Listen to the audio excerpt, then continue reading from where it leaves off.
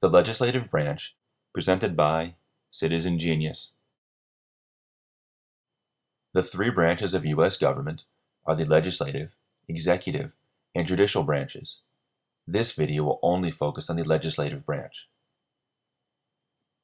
The legislative branch is described in Article 1 of the Constitution. Its main role is to make laws, and it's led by Congress. Let's examine Congress in more detail. Congress is bicameral, which means there are two houses or two parts of Congress. The Founding Fathers created a bicameral Congress to settle a dispute among the states. States with small populations supported the New Jersey Plan because it proposed giving all states an equal number of representatives in Congress. States with large populations thought this would be unfair, so they supported the Virginia Plan because it proposed giving larger states more representatives in Congress.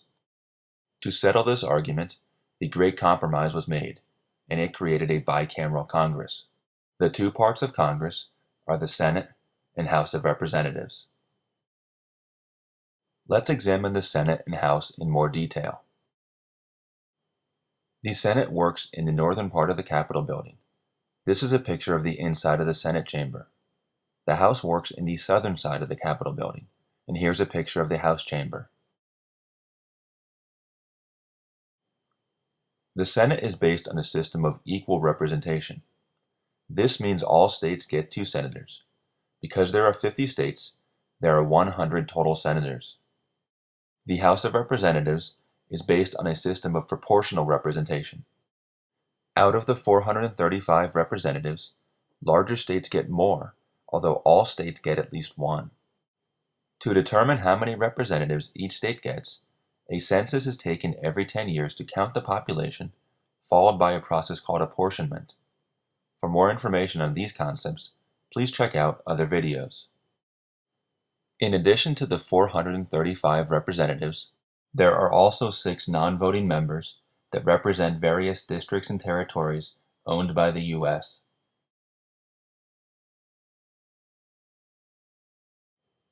The Vice President is considered the presiding officer of the Senate. However, the Vice President's only real power is to vote to break a tie. The member of the Senate who is considered the presiding officer is known as the President pro tempore. The House of Representatives is led by the Speaker of the House. The Speaker is not only the presiding officer, he or she also has the power to decide which legislation is considered. Senators serve for a 6-year term, and representatives serve for 2 years. Both senators and representatives can be re-elected an unlimited number of times. The Constitution lists 3 qualifications to be in the Senate and 3 for the House. A senator must live in the state he or she represents, be at least 30 years old, and a U.S. citizen for 9 or more years. A representative must live in the state he or she represents, be at least 25 years old, and be a U.S. citizen for 7 or more years. The Constitution does not require members of the Senate or House to reach a certain level of education or job experience. While the Senate and the House are both involved in the lawmaking process, there are some specific powers of each. The Senate has the power to approve or reject treaties that are negotiated by the President. The Senate also has the power to approve or reject presidential nominations. For example, after the President nominates someone to be on the Supreme Court, the Senate approves or rejects that nomination. The House of Representatives has the power to introduce spending bills. This means that any law that is going to spend money must originate in the House.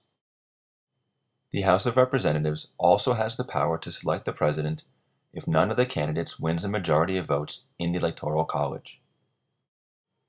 For more information on the Electoral College, please check out another video. The Senate and House also have joint powers. Let's look at these powers under the umbrella of Congress. As mentioned earlier, the main role of Congress is to make laws. But more specifically, the Constitution lists several powers of Congress. For example, Congress has the power to declare war, make money, and collect taxes. There is also a provision in the Constitution called the Elastic Clause that says Congress has the power to make any necessary and proper laws.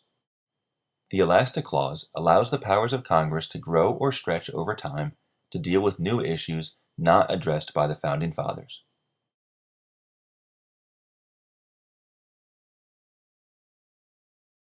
This has been a short overview of the legislative branch presented by Citizen Genius.